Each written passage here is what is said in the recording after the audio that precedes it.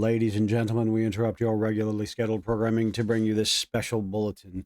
I feel like complete and total, well, dog water, but this information was entirely too much to wait on, too interesting.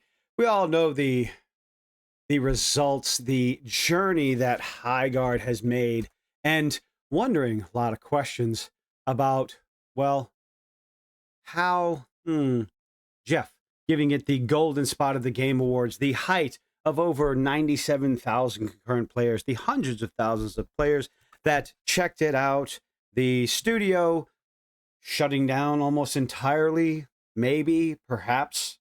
We'll take a look at that. And just massive questions. Some information has come out that I'm going to give the disclaimer of take this all with a grain of salt because, well, sources say, and we all know how sources can be, but coming from Kotaku, who got their information from, where are we at here? GameFile. GameFile is hidden behind a paywall, so unfortunately you're making me use Kotaku, and I'm upset about that. Source of Highguard's mysterious funding was reportedly Chinese tech giant Tencent. Is that a good thing? Is that a bad thing? Well, people got to get funding from somewhere, right? Maybe not necessarily a bad thing, but it's not the indie darling that everyone thought it should be or was supposed to be. Struggling hero shooter recently suffered mass layoffs. And of course, one of their art designers decided to go online and attack the critics, the review bombing, the gamers, the people who tried out the game, gave it a chance, gave it a shot.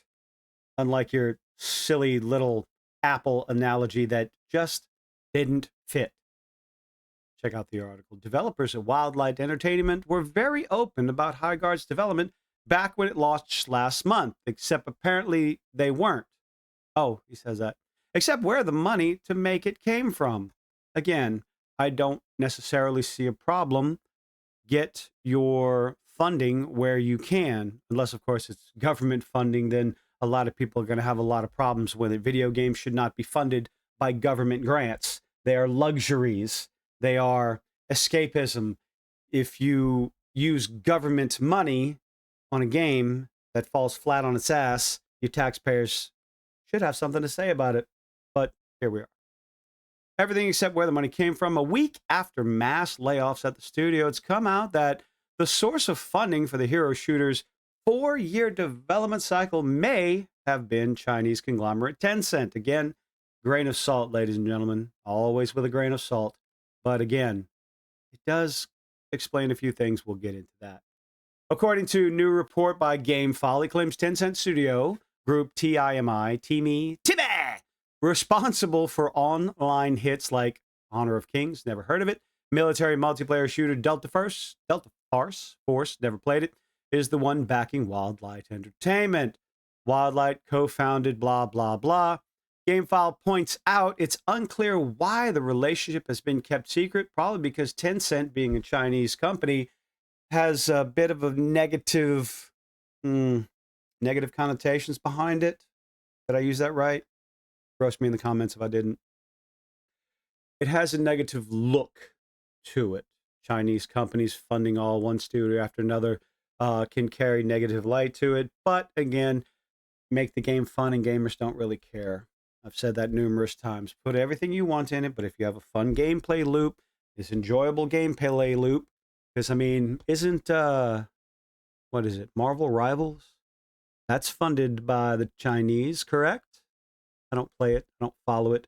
I just see all the posts online of all the fan service and making the characters actually look like their comic book counterparts. Attractive characters, something the Western studios might want to pay attention to. Anyway. It's unclear why the relationship was kept secret. Tencent is no stranger, again, to investing in Western game studios and companies. It has billions in holdings across companies, big and small, because from Larian Studios, so there you go. From software to Epic Games and Ubisoft. Maybe you want to scratch that Ubisoft out there. They're not doing too well.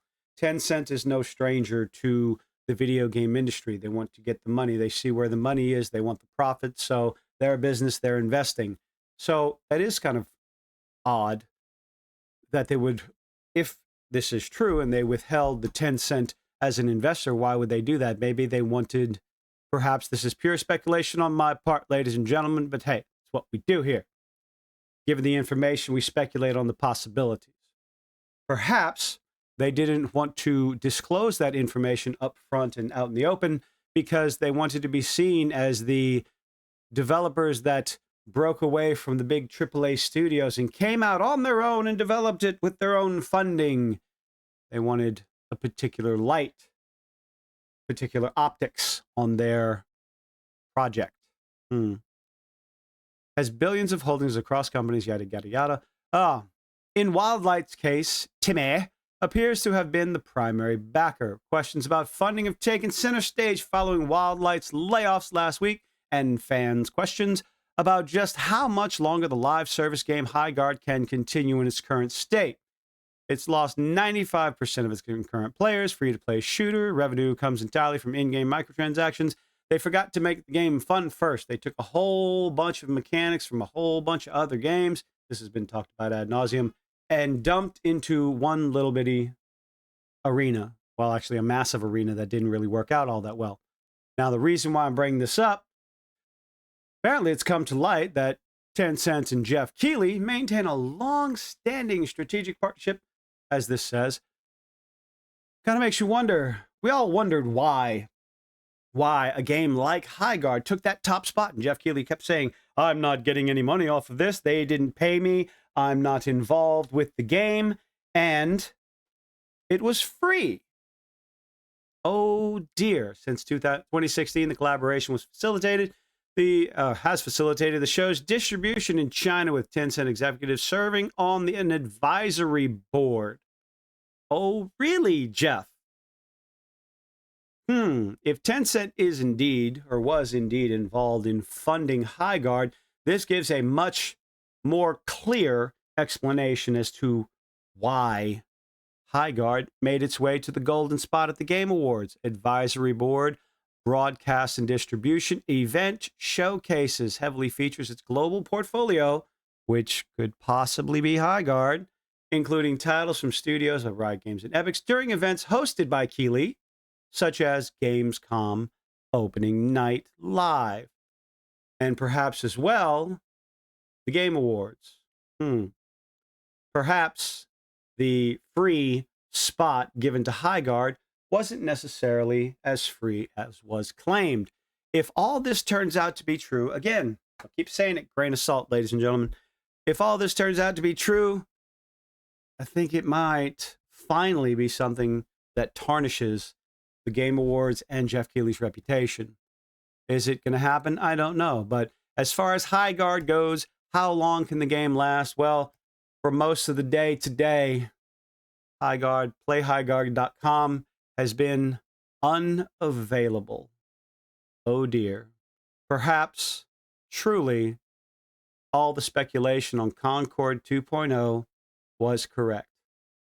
We'll have to wait and see where this goes. How much longer is it going to stay like this? Perhaps it's down for maintenance. Remains to be seen, but let me know what you think in the comments section down below. Leave a like, leave a dislike, do all those nifty little things that you beg to do, and I hope to see you on the next one.